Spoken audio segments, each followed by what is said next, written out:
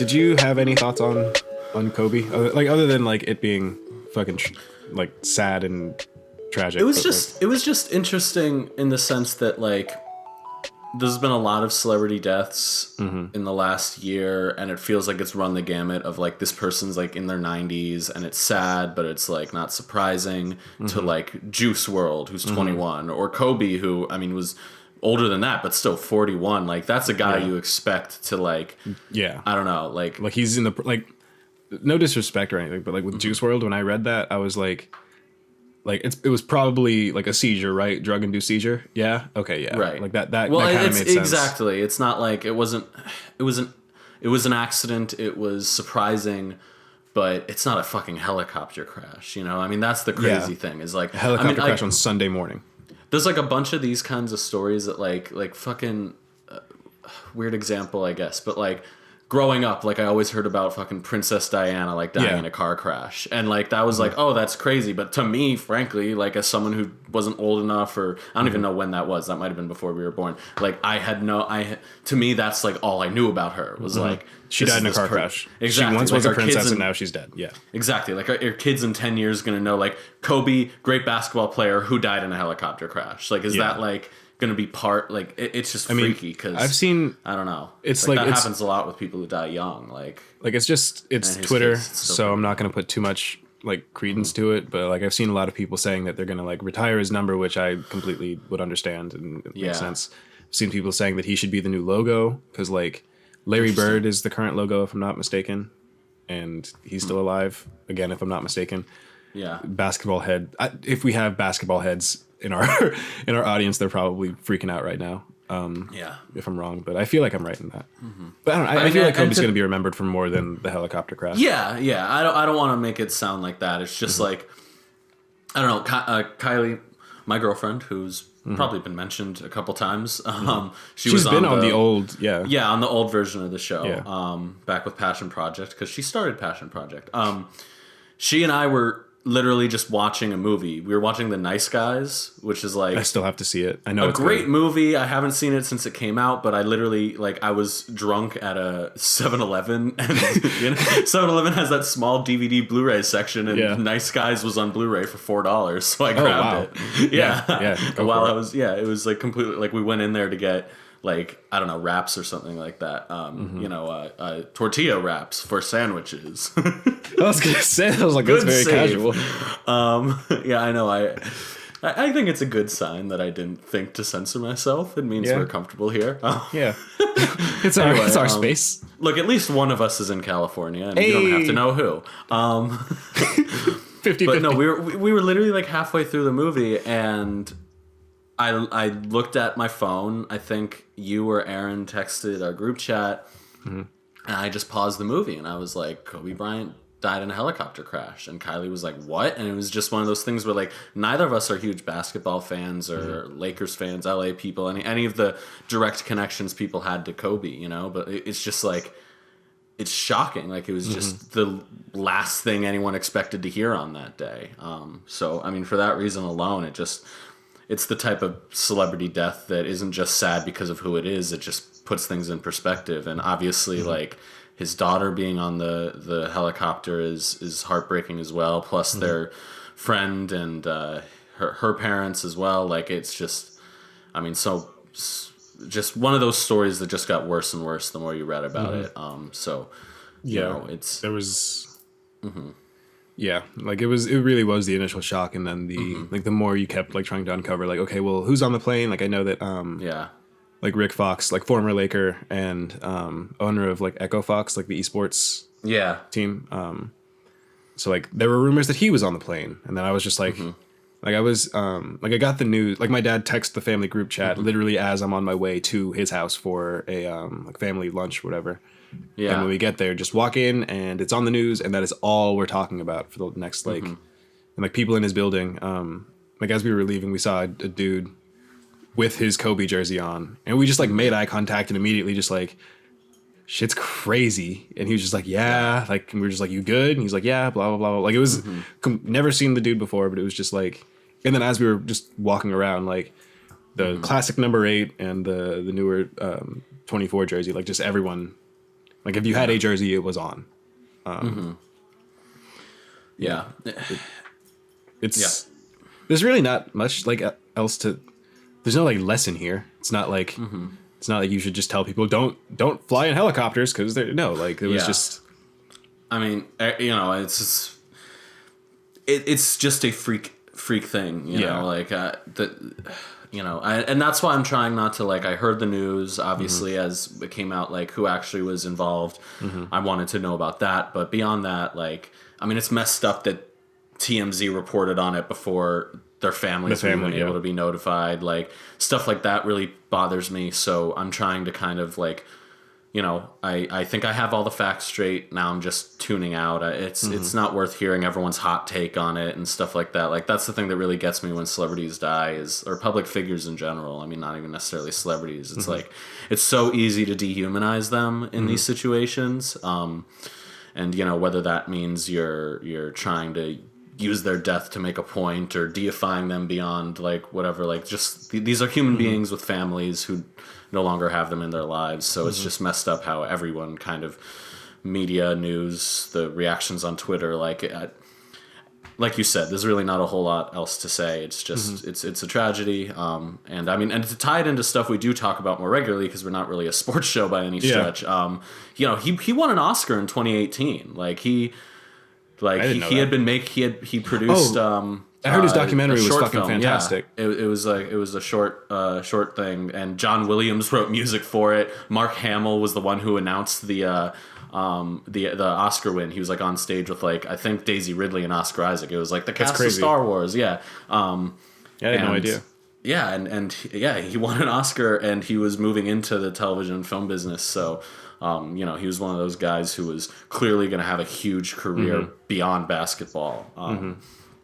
So, you know, now it's a different world we live in. But,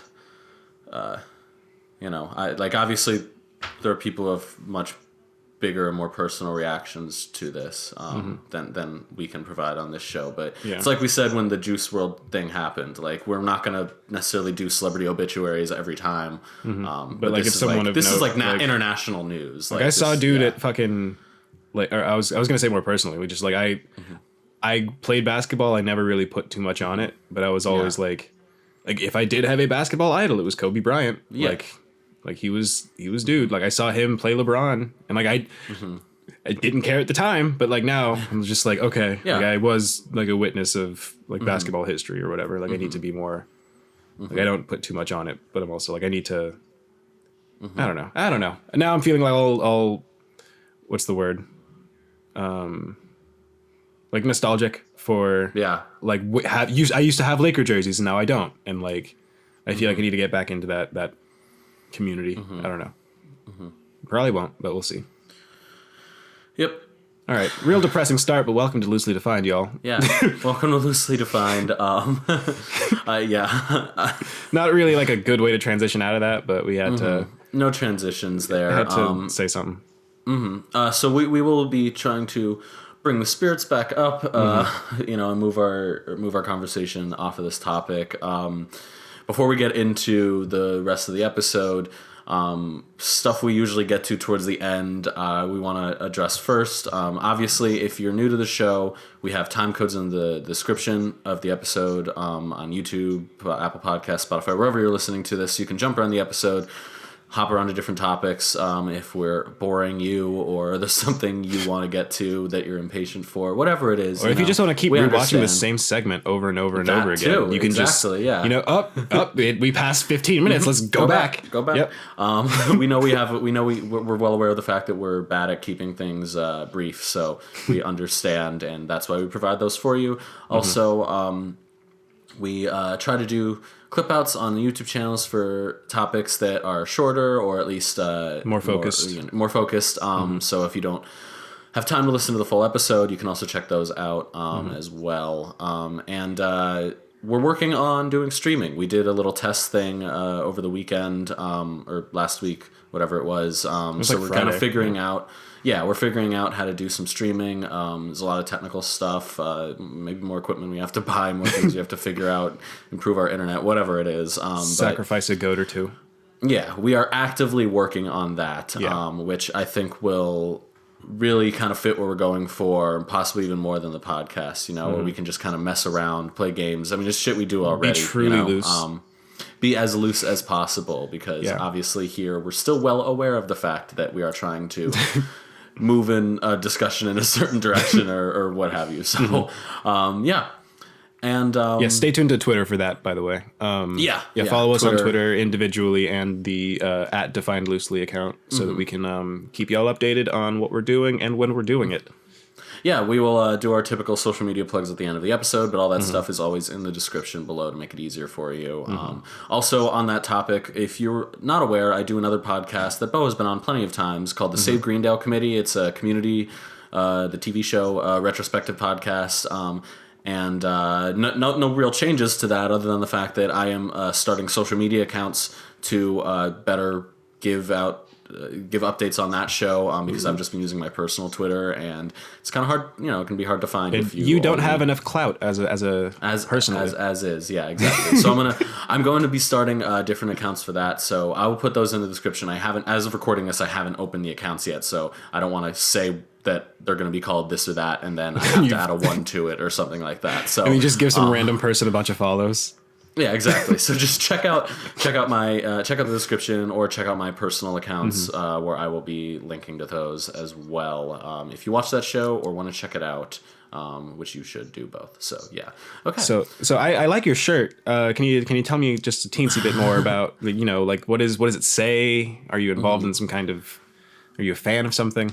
This is a horrible segue. Yeah, horribly jarring segue.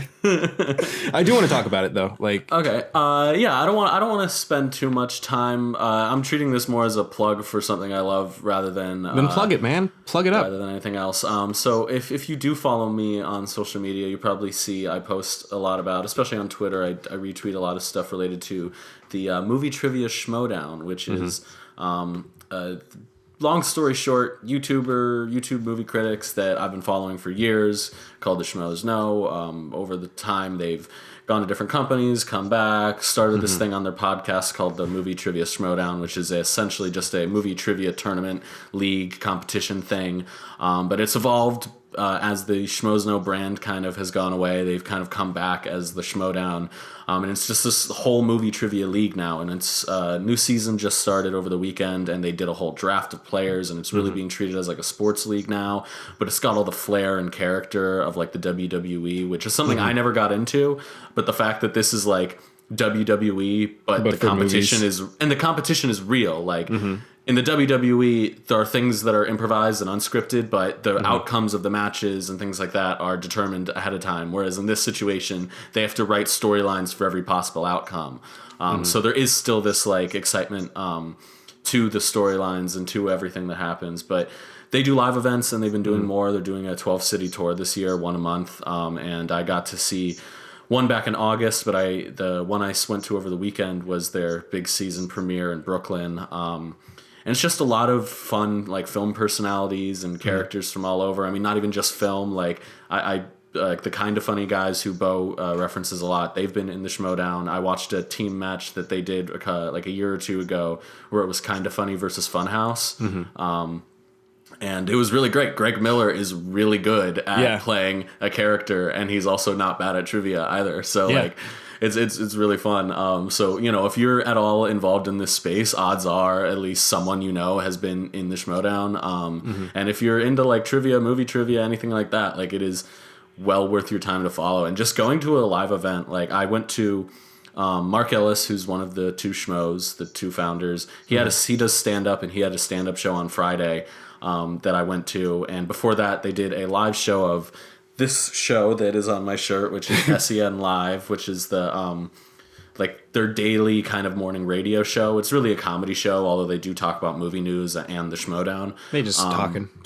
Yeah, it's 2 hours of just bullshitting every weekday. And I went to a live podcast taping of that, and then Mark Ellis' stand up, and then the next day was the Schmoedown live show, and like it's just I've never really been able to turn my like online communities like that into like the reality. It felt like going to you know, I am a Packers fan too. So like I got to see a Packers Giants game earlier this year, and it was like, it's cool when you get out of your house and you're around all these people who love the same thing you do, but you know, be able to do that for something that feels even more niche and obscure. And then I'm suddenly in an auditorium with like 100 other people who are into it. Like that's awesome. That's just fun. So check it out. You know, I just, you know, I need to find more people who are into this thing, because it does feel so niche, but I think people can get it. I think people who might not think that it's something they'd be into can find something in it. I mean, I think one of the coolest things about like being a fan of almost anything in 2020 is that like, depending on how, I mean, no matter how niche it is, there's a very good chance that like, at the very least, there's a subreddit dedicated to it. And like, like one of the things that I'm realizing that just and this is going to be kind of focused into like memes specifically, but I also think that you can get like I'm saying you can get genuine fulfillment out of like very specific, very weird niche things that other people happen to like, because like, I don't know. Like I know that for me, like the Destiny memes, like I just found the r/Destiny memes subreddit, and like it's hitting harder than a lot of other stuff has hit, mostly because I've just never been exposed to, like I put so much information about this goddamn game and universe in my mind, and other people also have, but now we're all they are making fun of it, and I get to appreciate it. So like a general shout out to like random communities. Yeah.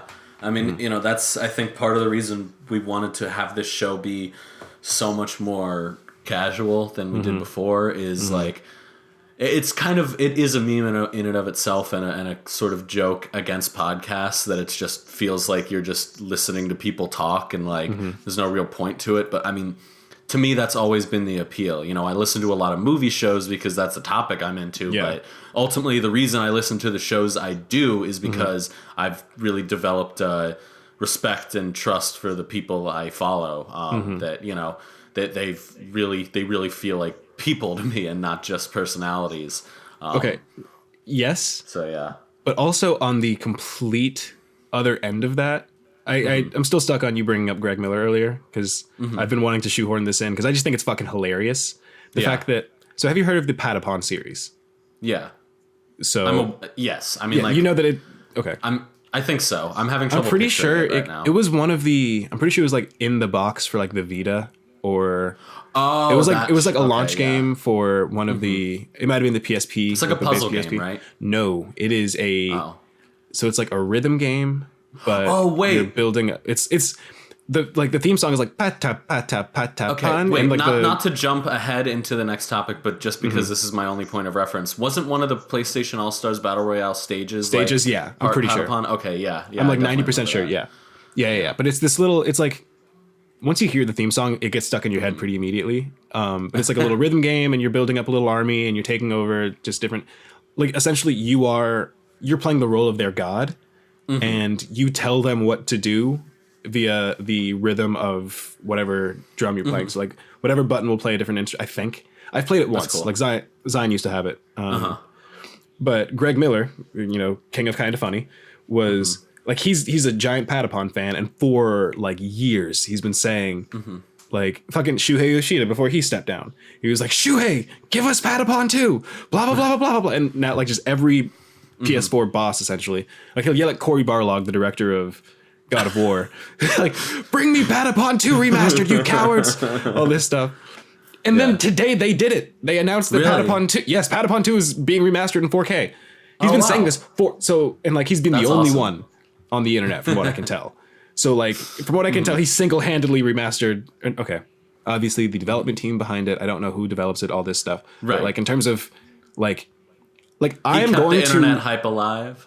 Yeah, like I'm probably going to get Patapon remastered purely to show that like Greg Miller's clout has influence, and he's been talking about it for so long. Now I feel like I have to play it just out of I watched the trailer. The music has still been, like, it's still stuck in my head. Like it's one of those. Will I actually get it and play it? I don't know. But I don't know. Like I just think it's really. We're kind of talking about like the difference between like, you know, they're influencers and all that, but they're also people too. But in this situation, I'm just like, no, they are also influencers. Like they are also very much like.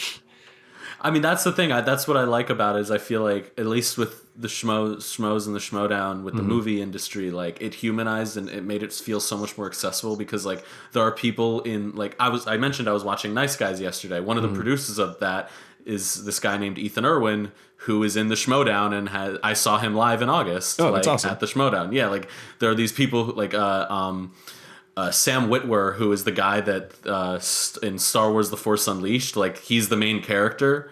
He's competed because they have a Star Wars trivia league in the Schmoedown, and he's like one of the best in that league. The other best is the dude who runs Star Wars Explained, Alex Damon. Like, so it's just bringing all these things from like, you know, video games to movies to like industry people, not just like actors and personalities, like all this stuff together, and everyone feels very human. Give me like the best, like, or not the best, but like your favorite, like a standout Schmoedown, because I do want to like get more involved. Like a match. Yeah. Well, the one I showed you when you were here.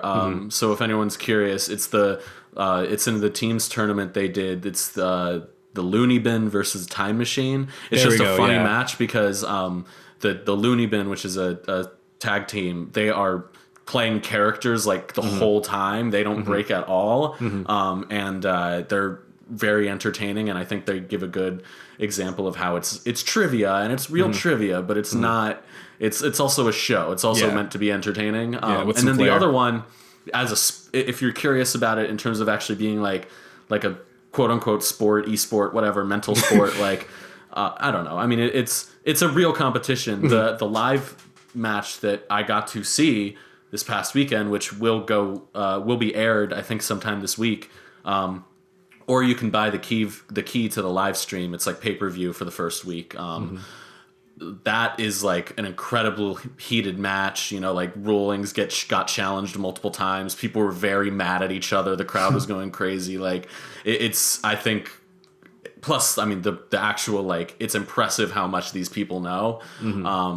And it's also another good example of how it brings together a whole bunch of people, because it's William Bibbiani, who's this film critic who's been on... You said you watched him on SourceFed? Yeah, no. I just want to quick aside. He was on What the Flicks is... Or What the Flick. That was it. Like, What the Flicks review for... I think it was Westworld or maybe Boardwalk Empire. I can't remember. Yeah. But like one of my favorite shows, and then What the Flick was one of my favorite YouTube shows talking about one of my favorite shows at the time, and they would keep bringing him back, and he did not like the show. And every week, and I would be in the comments reading, and everyone else is just like, bro, if you don't like the show, stop watching. Just stop watching the show. Like you've come, like, it's not like he was a regular on the show. Like he'd be the guest and he'd come in and he'd just be like, all right, like who's on the panel this week? And then it'd just be fucking Bibbs. And like I grew such a distaste for him in that setting that when you showed me that he was in other stuff, I was like, oh, fuck this guy. And then in Schmoedown, I grew a second appreciation for him because I'm just like, man knows his shit. Well, and that's the thing. He was playing because they use wrestling terms, so heel and face, like heels being a bad guy. He was playing a heel character for a while, and I did not like him. And it wasn't necessarily because the heel was effective. It was because he clearly just like, I don't know. Like they've admitted, he's admitted this. Yeah, like he's admitted this before. Like he did not know how to play the heel well. So they've recently had him turn face. So he's now more of a good guy, and like it seems a lot more genuine, and it's made me grow a lot more appreciation for him, both as a personality and as a person, because he just doesn't seem like he's out there to, like, he's still, you know, a film snob might be a little too harsh, but you know, he's a contrarian, and he brings some of that energy to the competition. But and if you watch the New York one that I mentioned, you know, you'll see some of this, but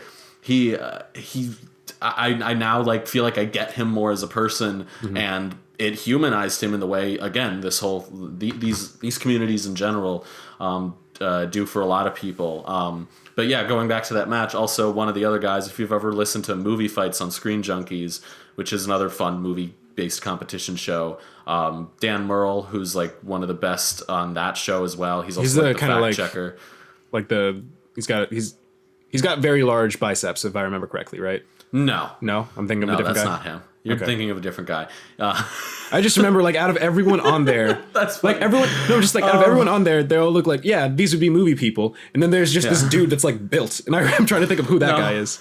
No, not him. Just some dude that's yoked out of his mind to be answering questions about movies. Now I'm gonna Google it.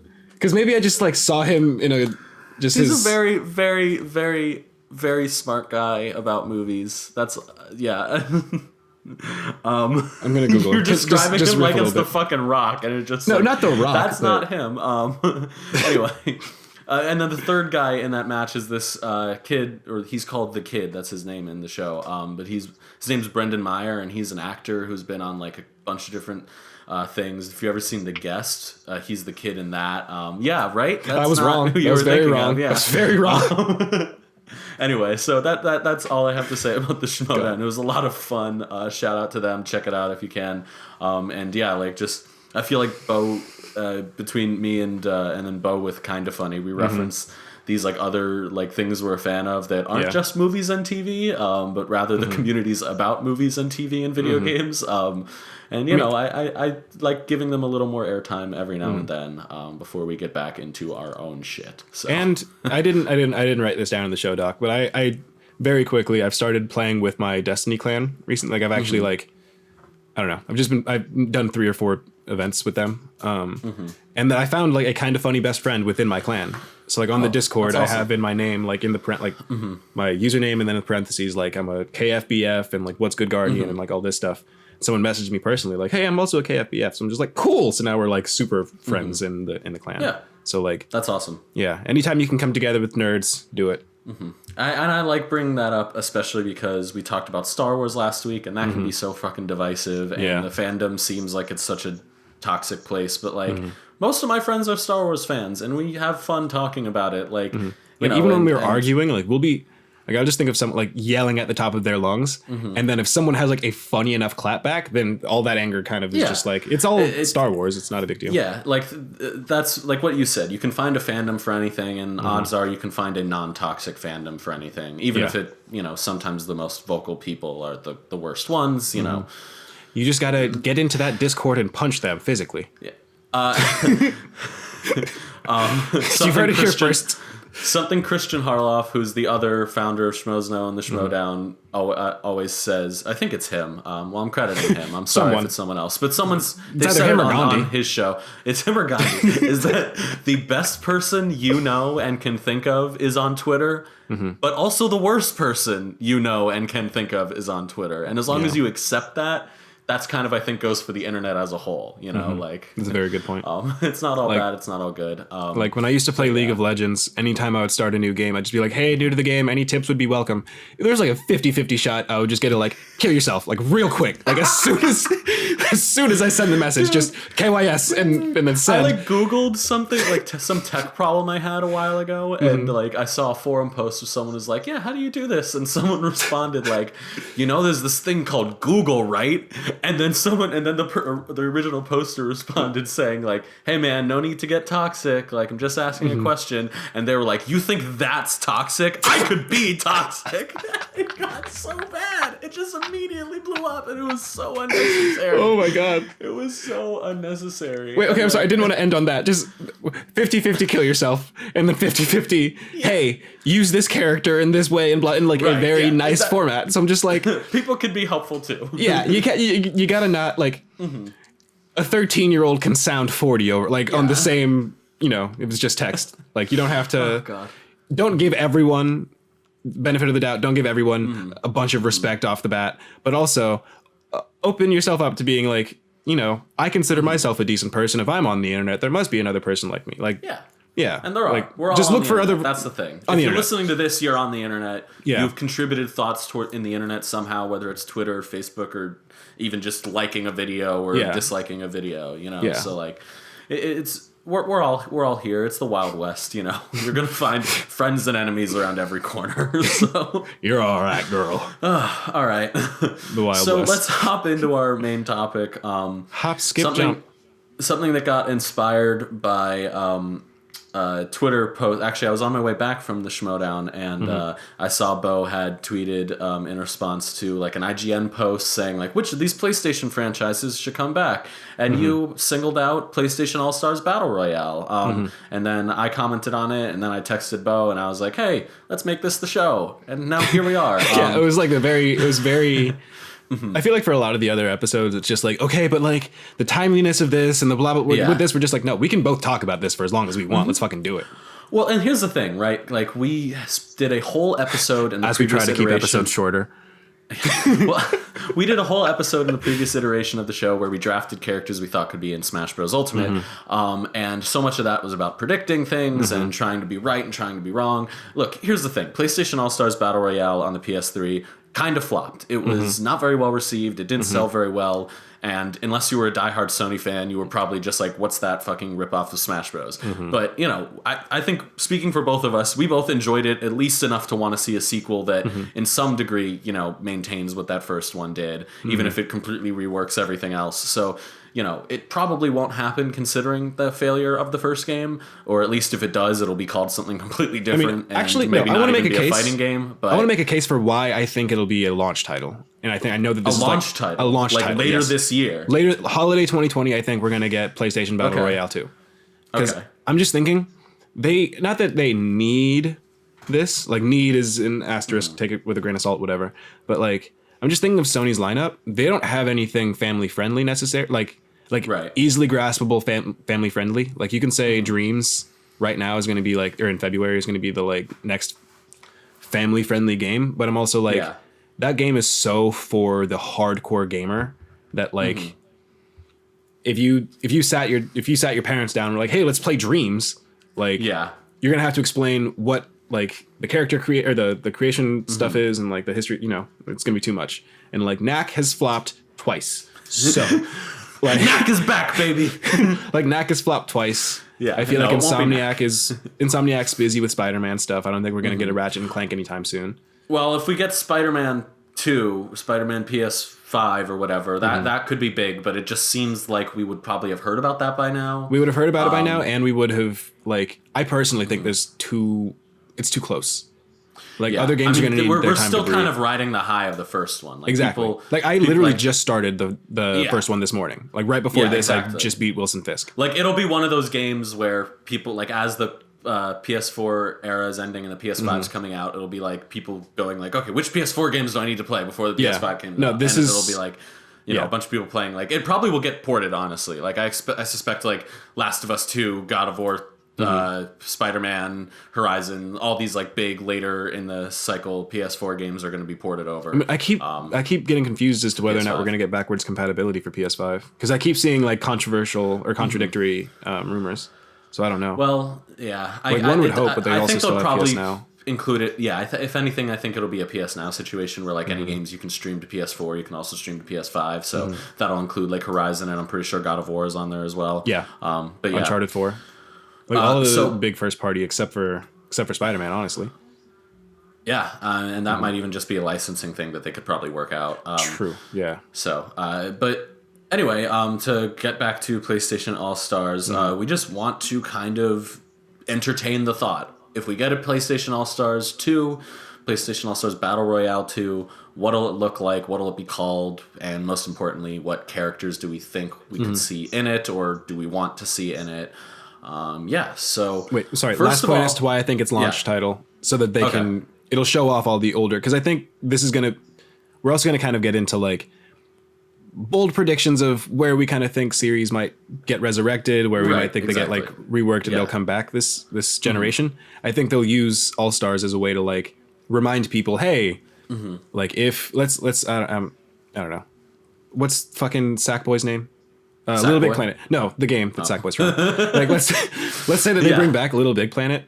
Yeah, like you throw in Sackboy and be like, "Hey, you remember him, right? You're excited about him, right?" And see, that's the thing, right? Because like Smash Bros has been like this big celebration of Nintendo characters, but it's also a good marketing tool for lesser known series. And you know, we went from having Fire Emblem characters in there essentially to sell the West on Fire Emblem. Yeah. And now we've got 8 Fire Emblem characters in the game because Fire Emblem has become a massive success over here as well as in Japan. Like so, I would not have loved Three Houses or Awakenings as much as I did if not for my affinity for like Marth and Ike and Brawl.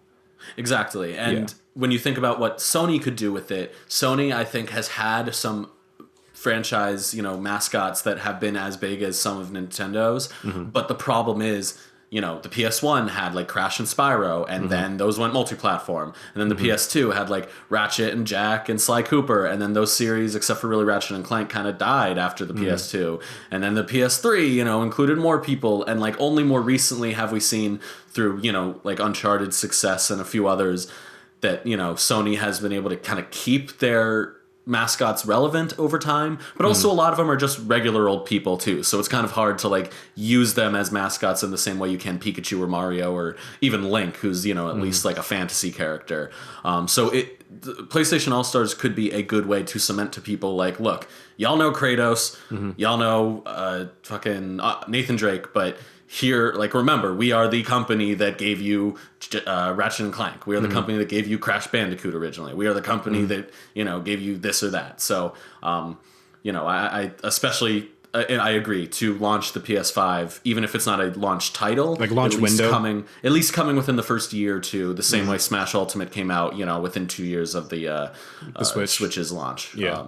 Which I think was definitely moved a lot of systems. I mean, yeah. I agree. And I think to kind of get into the nitty gritty of the game itself, I think the biggest issue the first PlayStation All-Stars had was the fact that it was so clearly a Smash Bros. Ripoff. And I say ripoff not inherently in a bad way. It makes sense. And especially as a Sony fan, I love Nintendo and I love Smash Bros. But I always wanted to see the Sony version of it because they have, like I said, just as many, if characters that arguably come from an even wider range of games. So to be able to see Sony do it in the first game was great, but it just gameplay wise, they were clearly like, all right, we're going to make this sort of like 4-player fighting game platformer-esque controls where you're hopping around the stage and it's kind of free movement. But we don't want to be exactly like Smash Bros. So they came up with this weird KO system. Yeah, and they came up with this really weird KO system where the only way to get KOs and to get points was to use a special move on the enemy. So the game was all about building your special meter, but certain characters had just really good level 1 specials, so the balance was totally off. Kratos was unstoppable. Kratos, Raiden, like a couple other characters were just like I remember Ratchet and Clank had a really good level 1 super that was like impossible to block. There was just I don't know if it was because my brother didn't know what was happening, but I remember like giving him the business as Parappa the Rappa, and I don't know what I was doing. Like I don't know if it was just he was really really really OP, or if it was just neither of us like zero skill, zero output type thing, or zero input. So if they do bring back PlayStation All-Stars Battle Royale, I think we're going to see a title change. Maybe it'll just be PlayStation All-Stars 2, but the fact is they're not going to use the term Battle Royale because now that means something else in video games. Different. Unless they make it a Battle Royale, which would be interesting. I mean, you could argue that like as you get dropped on, you're picking up items and stuff like that. It's not like a first-person Battle Royale, but if you wanted to... But I think if they could just sell it as a fighting game... Which is, I mean, honestly, I would be interested to see PlayStation All-Stars karting or PlayStation All-Stars, tennis. I don't fucking care. Just like some other like form of like, or PlayStation What the RPG, like a big PlayStation All-Stars Party isn't that party as well, but I think what is most likely is a return to the fighting game format. I just think what they should do is not try to do the Smash Bros thing, or if they do, just lean into it and just do the Smash Bros thing the same way like Brawlhalla and like a couple other games are just like, look, it works, I mean, everyone ripped off Street Fighter 2 after that came out, so let's just like, Smash Bros is the Street Fighter 2 of the party fighting game, so like, let's just do it. Let's just like that shit happens all the time. So do you think compared to Smash they would go more competitive or more casual? Because I feel like you're feeding into a more or a more competitive like audience. Like I feel like I agree, but I also think the issue is because the characters how do you have you need to come up with a gameplay style that can allow Nathan Drake and Kratos to fight in the same arena, which is why I think the kind of like free moving style of Smash Bros or the first game fits. That said, I think they could serve, especially if they are aiming more towards competitively, to switch back to maybe more of the 1v1 style of more traditional fighting games, maybe somewhere in the middle. I'm not saying go as like over the top as like Dragon Ball, but the way Dragon Ball is accessible and you can move around the field of play a lot better, I think that's the way to go. Maybe like instead of taking Smash Bros as a whole and making it this big party game, take like the competitive, be inspired directly by the competitive aspect of Smash Bros, where it's smaller stages 1v1, but there's still a lot of movement around the stage. There's off stage play, things like that. That's the way I could see it going, and at least personally, that's what I would prefer, because obviously I don't want them to do the same KO system they had in the first one. I'd rather build from the ground up again. Yeah. I like the idea of multiple ways to win though, like of multiple kill scenarios. Like I think if they kept the original kill, like those kill conditions, because I'm pretty sure you could also fall off the stages. Am I wrong? No, I don't think so. I think you would just respawn and lose like charge, but I could be wrong. I mean, regardless, I think the idea is don't necessarily do like the ring out.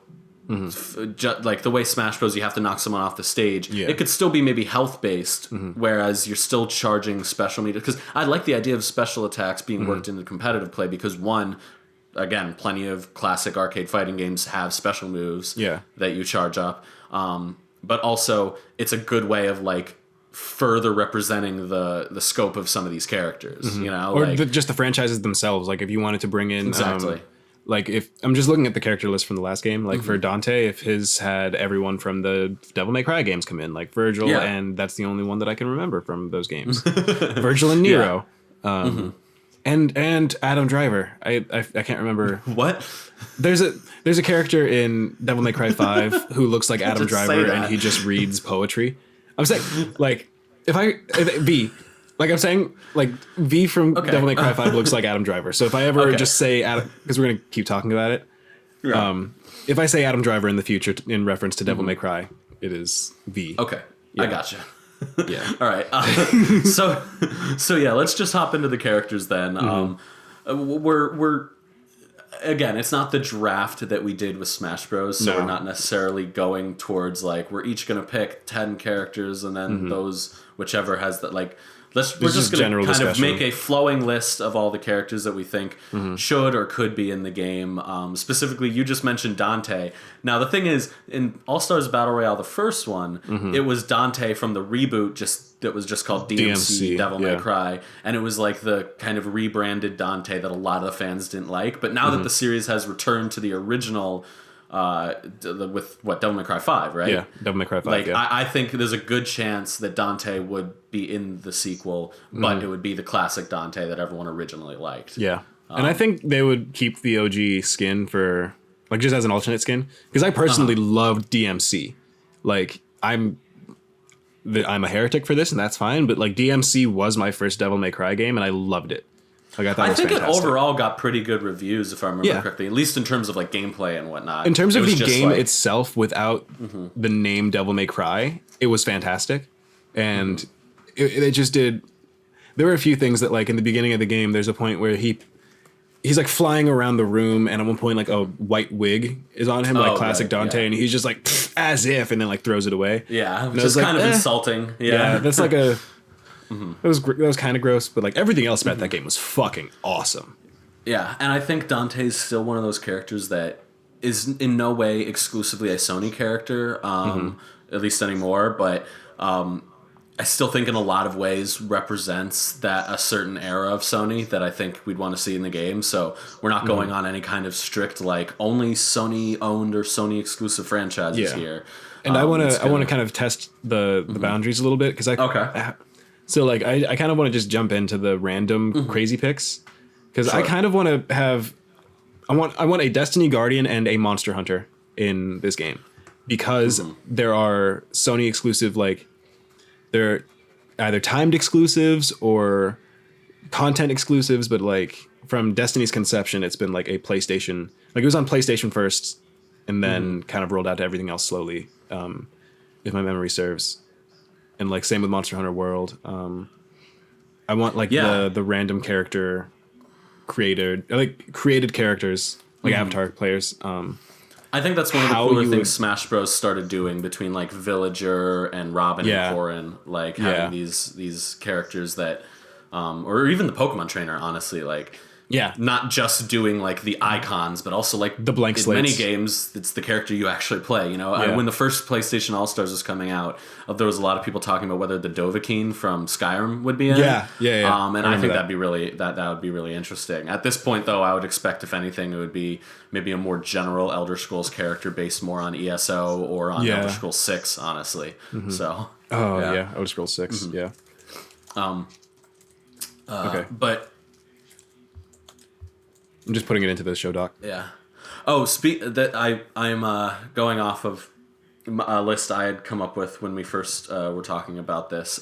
You mentioned the Monster Hunter. The only name I have for this character that I've looked up is just Hunter. But from the main Bloodborne? Character from Bloodborne. Yes. Yeah. Yes. Because it seems like to me like there would be some sort of representative of the Souls-like series, and with Bloodborne being the PlayStation exclusive one. Woo! Sekiro now, or was Sekiro? Is Sekiro? I don't think Sekiro was exclusive. You're right. You're totally right. You're totally right. Sekiro is on Xbox and PC. I think it would make sense to pull Bloodborne, or honestly, it could be Sekiro because again, like I think they are going to pull just kind of general gaming icons that are on PlayStation, which also.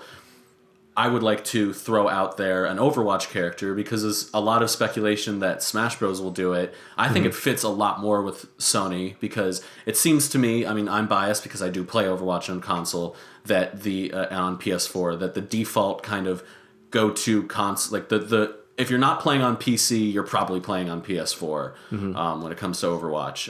And I think that's true for a lot of competitive games. Like, I'm sure we'll get into some actual fighting game characters, but the fact that, like, this seems like the PS4, unless you're playing Smash, the PS4 is the competitive console. Yeah. Like the tournament-ready console, more so than, you know, unless you're playing like shooters on PC or Smash Bros. I'm pretty sure never mind. I know that Call of Duty used to play on PS4. Like their tournaments, the competitive tournaments, which surprised me, but now that they've integrated PC like pretty heavily, I'm not going to say that that's the case. Yeah. Well, I kind of want to jump back to your pick for the Hunter from Bloodborne. Because I fucking love that. Like I'm trying to go back down my exclusives backlog, and I've been playing Bloodborne a little bit, and I'm still stuck on the Central Yharnam, the first level. But just the idea of having the switch weapons, like just the starting, like there's a sword that you'll use as a sword, and then you'll sheath it into like a hammer, and then you'll slam it down as a hammer. So I just like the flow of the switching weapons. I feel like that would be really good for a platform fighter. Yeah, and if we're going with the assumption that this is going to be like Smash, where the characters are really representing their games and their series as a whole, it would be cool to have someone like the Hunter who can maybe be a little more of a high skill character, you know, and kind of represent how pinpoint the timing is in Souls-like games and or Souls. I guess Soulsborne. Yeah, Soulsborne games. Soulsborne, Shadows Die Twice. Shadows Die Twice games. Strand type games. It's a Strand type game. Are we including Sam Porter Bridges? Are we including a fucking oh my god, Norman Reedus on his name. Norman Reedus as a playable character. Yeah, Sam Porter Bridges as a playable character. Sam Porter Bridges. Okay. Yeah. Sam Porter. To be honest, Bridges. I don't know exactly how his gameplay would play because I haven't got that far in Metal. Like the last unlock I got was blood grenades. So you could have a mechanic where like he can throw these really powerful grenades, but he'll hurt himself every time he does it. Kind of like a Pichu type thing. Maybe you have to like not roll a bunch so that the BB wouldn't start. Actually, now that I think about it, I could bullshit with my like 7 hours of gameplay in Death Stranding. I can bullshit a moveset because I know he gets guns eventually. While we're on this topic, I think it's funny because Nintendo, it's a lot easier for a lot of their franchises to put characters into a game like this, where, like I said earlier, there's a lot of just regular ass people in Sony games.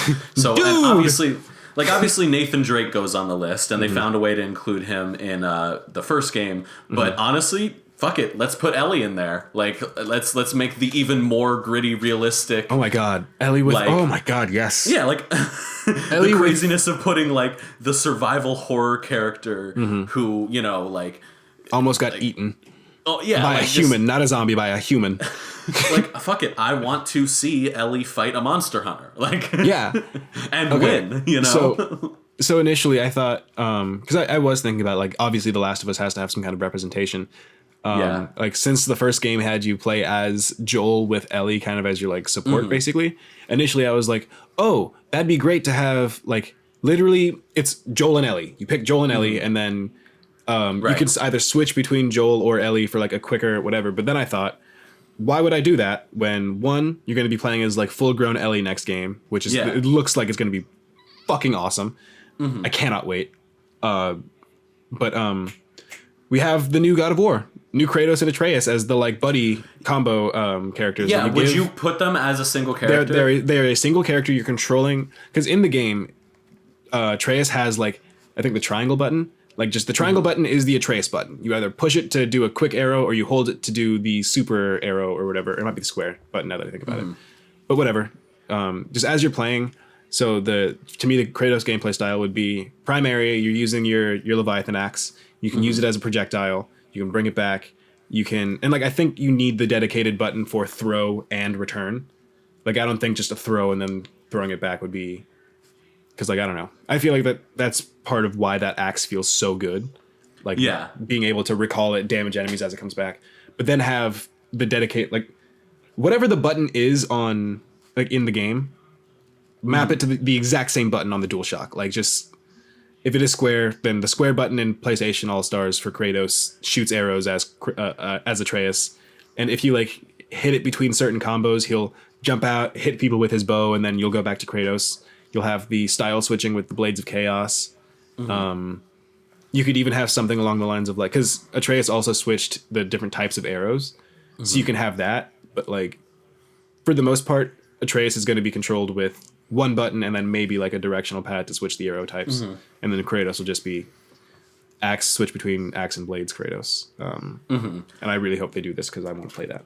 And I think if they include that, I think you have a lot of potential just obviously off of some characters that were in the first game and just Sony icons in general to do a lot of these like pairing teams where there's like almost a support character that's defaulted. Obviously, there's Ratchet and Clank and Jak and Daxter and even Sly Cooper and his gang. You know, if I had my way, I would probably let all three of the main core trio in that game be playable characters on their own. But as they did it in the first PlayStation All-Stars, they came in as support on the special moves. So I think you could, you know, go that far. Or even the most recent Sly Cooper game on PS3 was where you go back in time and you have all of his like ancestors from all around history and throughout the world come in, and they each have their own version of, you know, the Cooper cane and stuff like that. Like so Mega Man X's or Mega Man's Smash. Yeah, exactly. I think you could include all them, or at least take moves that are inspired by each of them, which is pretty much how it works in the game, because as you unlock pages of like the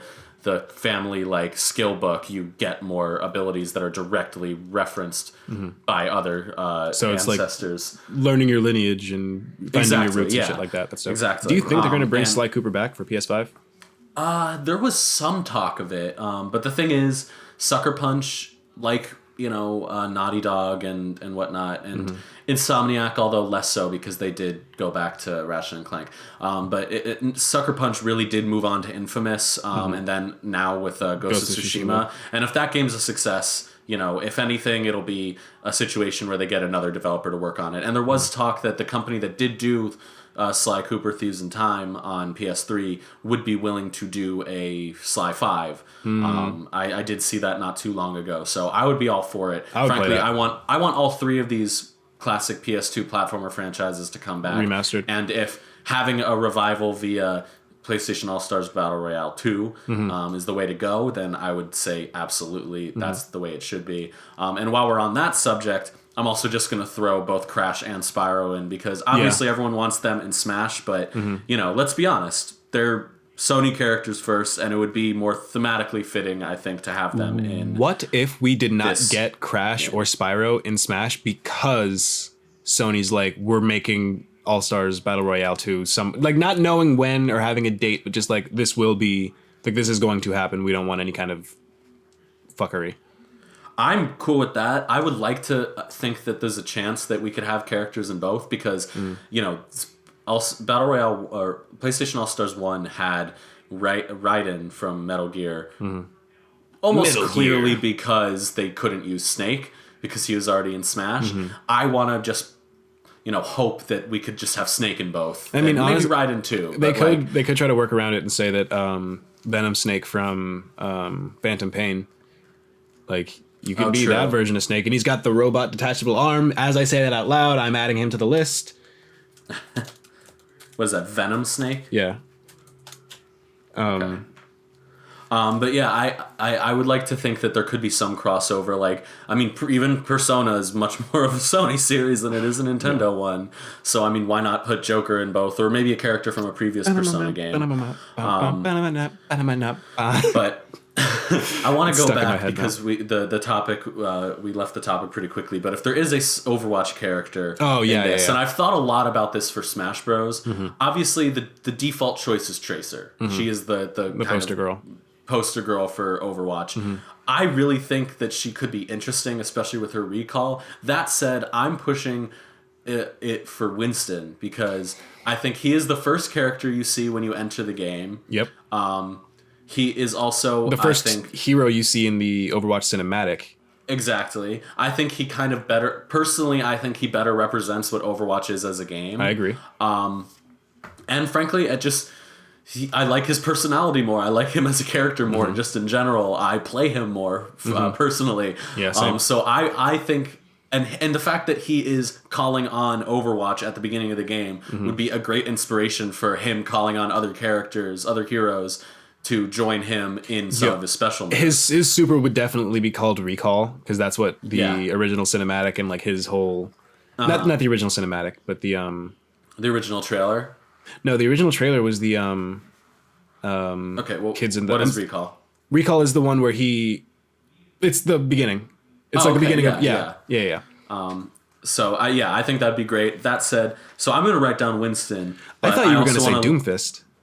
I think Doomfist fits in a gameplay wise because I just think he, being a close melee character, he would work for a fighting game pretty easily. But that's just a personal choice. I think, he's not like at the top of the list in terms of being like the most well-known or most highly played Overwatch characters. So it would be a weird choice, it'd be like picking Blanca instead of Ryu from Street Fighter or something. I mean, there's an argument to be made that it could work, but I just, personally, I would like to see Doomfist. Hell, if I could have my way, there would be multiple Overwatch characters, and it would probably be like Winston, Tracer, Doomfist, Junkrat. What if they just added... Whoever. Diva could be interesting. All right, so hear me out. So they add Jeff Kaplan, right?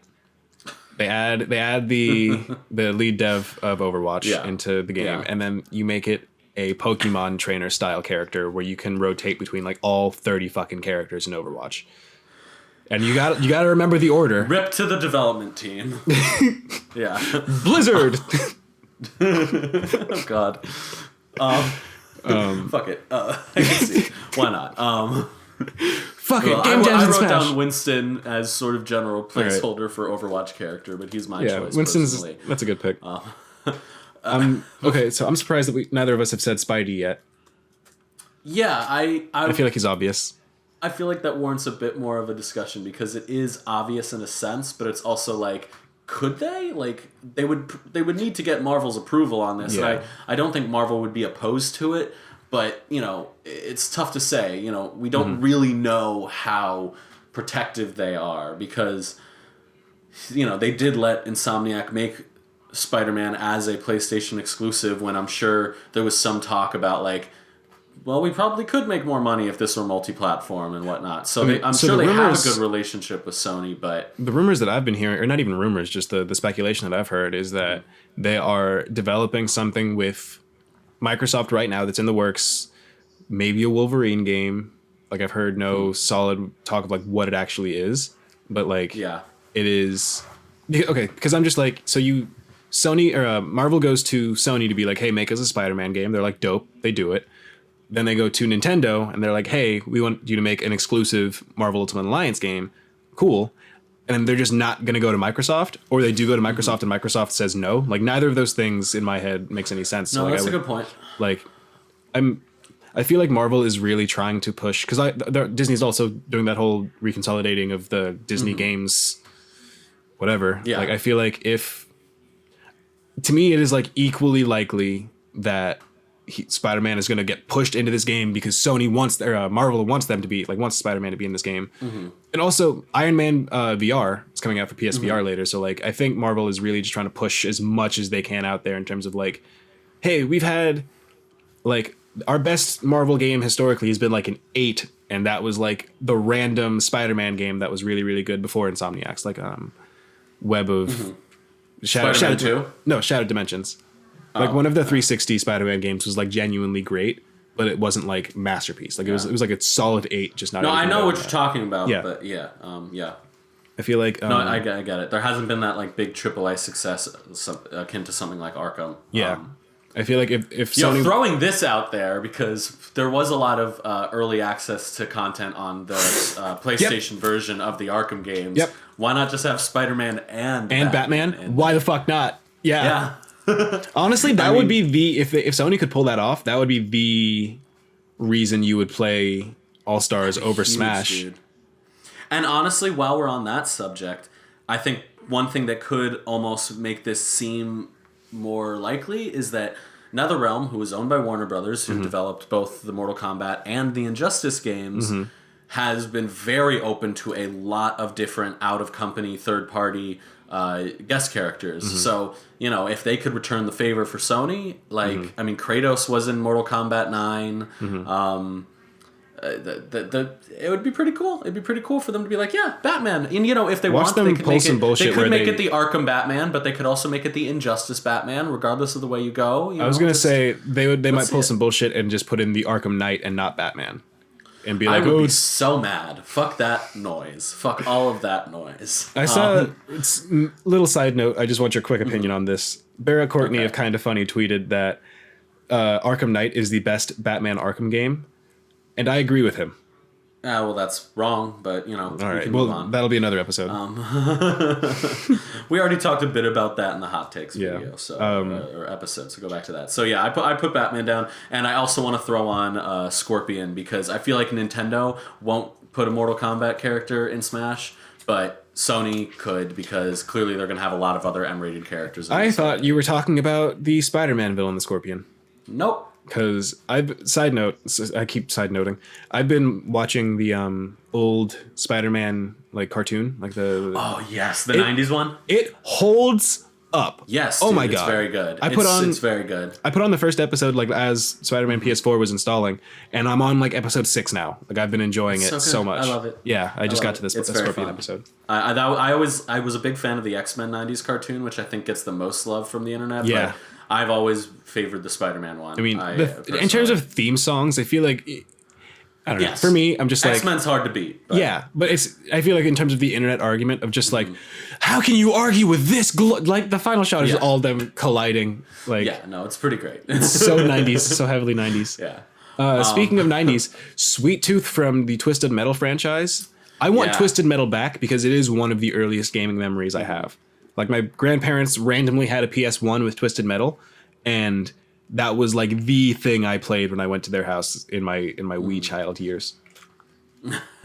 I would say because Sweet Tooth was I think one of the poster characters for the first PlayStation All-Stars. So to go to that well, I don't think we can necessarily assume they would bring back everyone, but I would also like to throw out Sackboy from Little Big Planet for sure. I think there's a good obviously Kratos we talked about. Who else was I'm looking at the list of the characters in the first game. Big Daddy from BioShock. I think they might replace they're gonna replace him with Booker DeWitt and like maybe Elizabeth as support.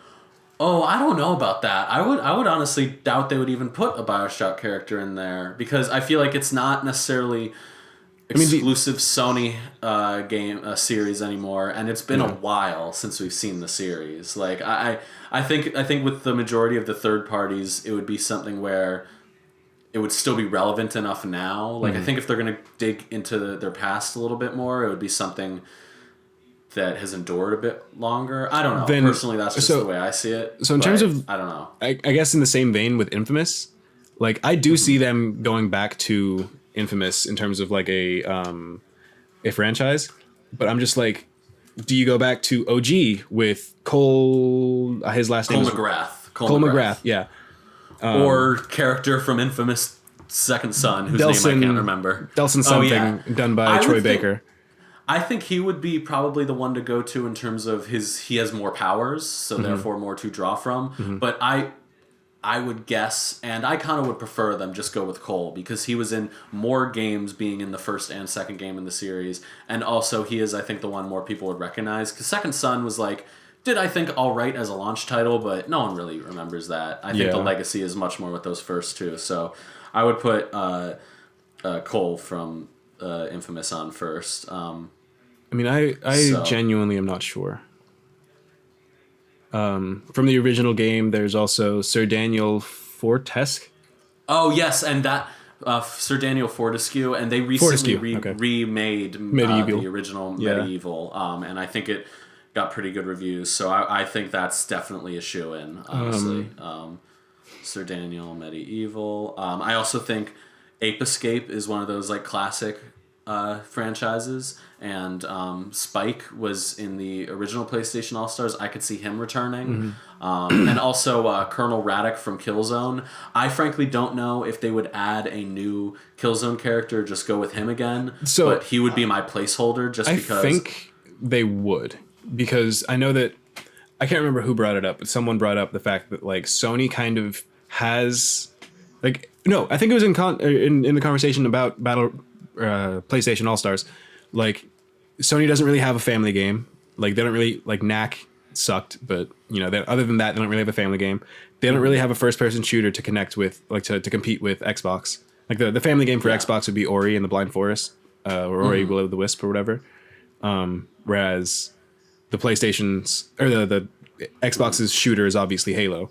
Like, I am not an Xbox person, but I'm always looking at Halo to be like, all right, what are you doing? So that I will know what to expect down the line. It'll always get a certain degree of attention. Yeah, like it's still Halo. Like it is, you know, it's got cred. So I think that if, and I always look at Killzone Shadowfall, like whichever one the PS4 launch title. Yeah. I always look at it to be like, I know that you are a good game, and I know that you are like still you hold up graphically from what I understand. Yeah. I would love to see them go back to that aesthetic, because that aesthetic, the idea of having the little like. Also, have you like heard the game? Like just seen video or audio of it, I guess. No. The guns sound I don't not just the guns. I played Killzone 2. That was one of the first games I got on my PS3, and that was like just aesthetically, it's one of the more like hard-hitting shooters I've ever played. I mean, I know that they went into a different... I thought weren't the first two games like more gritty than Shadowfall? Like Shadowfall was trying to take a more I'm like not sure of. Sleek and pretty approach. Well, I'm cool with seeing either variation of it. Is there any indication they're going to continue that series, though? No, but I think they do need a like an FPS, because those are still, you know, some of the more popular franchises. And as big as like Call of Duty is, Call of Military Man, like as far as like we talked about having some generic like player characters type people in it, but that's a little, I think that would literally just be too far. like hey. Your cousin in the Marines is in fucking Smash now. Like, that's... That said, I could totally see a generic Fortnite character. Jonesy. I mean, they have... Like, I know that Jonesy has been in, like, talks about being in Smash, but I also don't care at all. Like, Jonesy? If the main white guy. Oh, okay. Then, I wrote that down because I could easily see Sony doing it, frankly. More so than I could see Nintendo.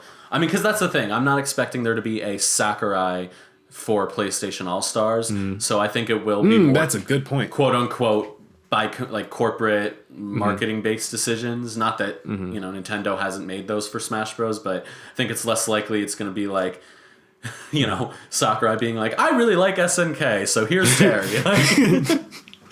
Yeah, that's a good point. Even if he's not necessarily like the guy you'd think to sell a bunch of DLC packages with, but so I'm surprised that I hadn't brought this up yet. Especially as I'm going through the game again. Aloy from Horizon Zero Dawn. Oh, yeah. Because if Horizon Zero Dawn is not like a launch window title, I'm going to be fucking shocked. And I know that they're also working on multiplayer for that game. Like they're going to have like a whole separate development team trying to build multiplayer for that in 2021.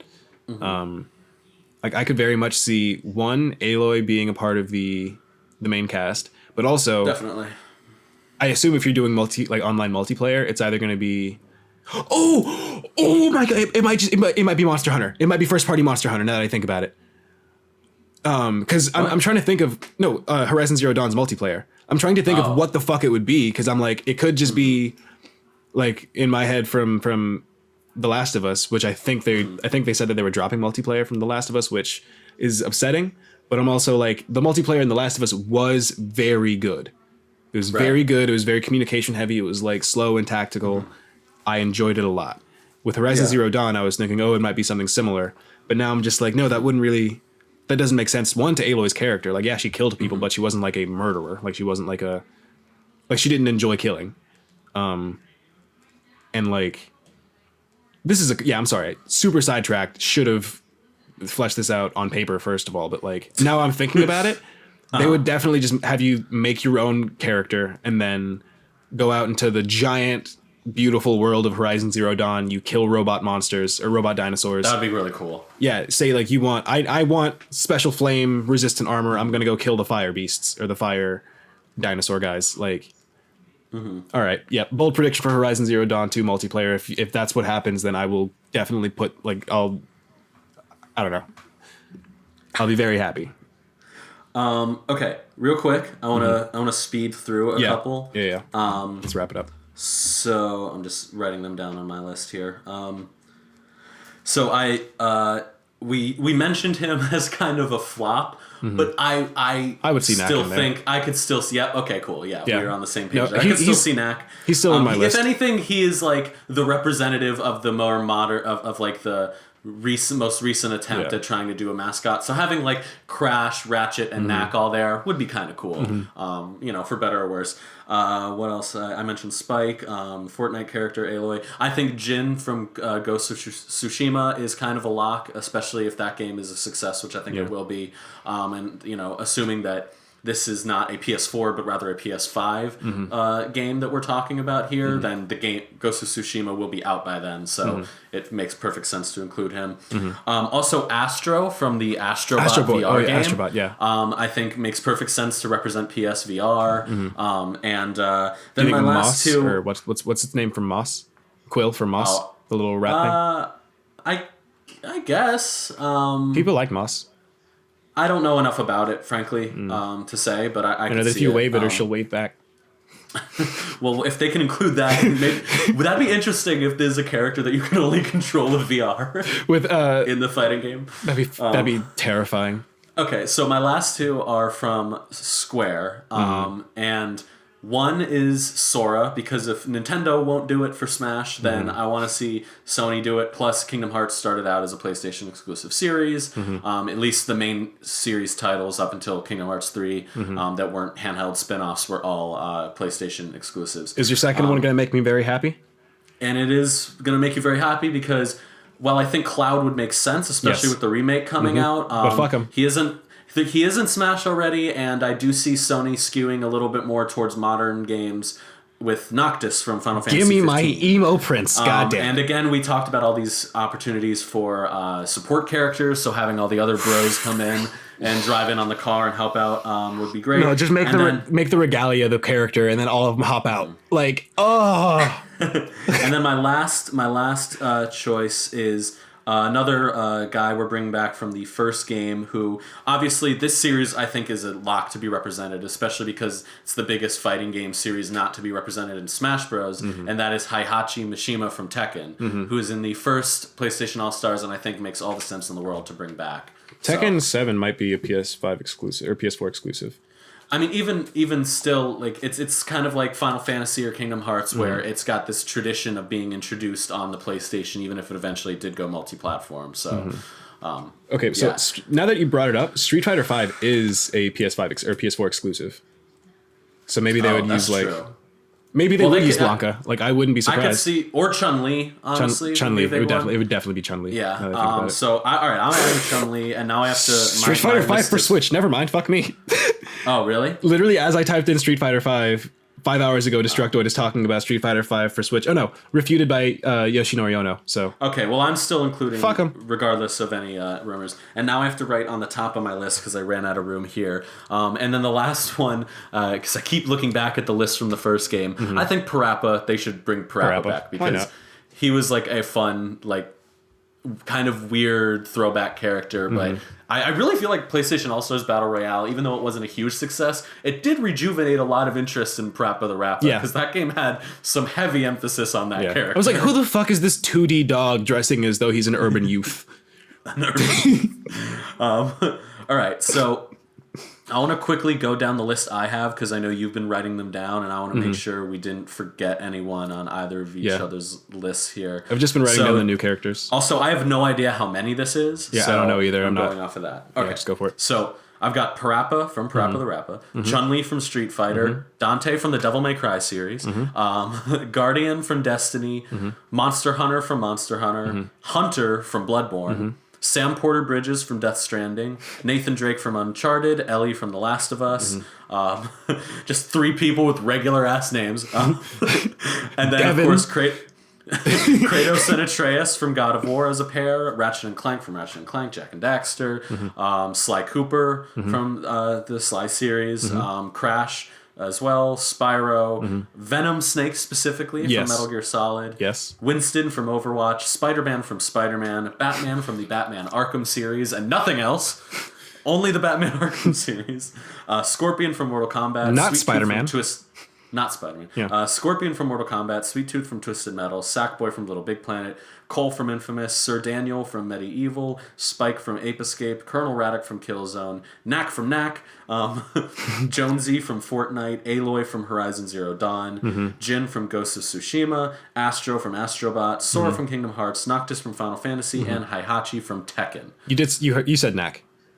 I'm pretty sure you said Knack. Knack. Yeah, okay. Knack is back, baby. Knack is back. All right, so is there anything obvious that we've missed here? I feel like we've covered a lot. I'm gonna start my PS4 and then start crying because we forgot someone. Let me just look at what I have. The one that I think probably would be in there, although I don't know if he's still relevant, was, do you remember Toro? He was the little like mouse rabbit guy or whatever from the first one. Nope. He is from a Japanese exclusive series, but I know in Japan, at least at the time of the PS3, it was seen as like the mascot of PlayStation in Japan.